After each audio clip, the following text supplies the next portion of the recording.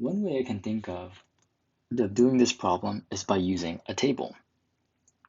So let's say we have a table here where the x value is k, the y value is p.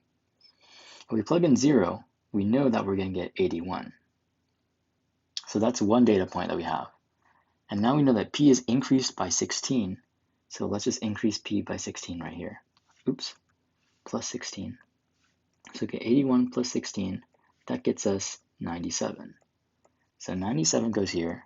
And so we can plug in 97 into p, 4/3 k plus 81.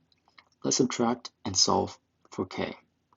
Subtracting both sides by 81, we get 6 over here on the one section, and then 1. 16 is equal to 4/3 k.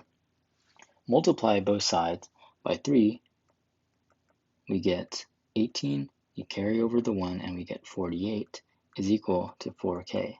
Divide both sides by 4, we get 12 is equal to k.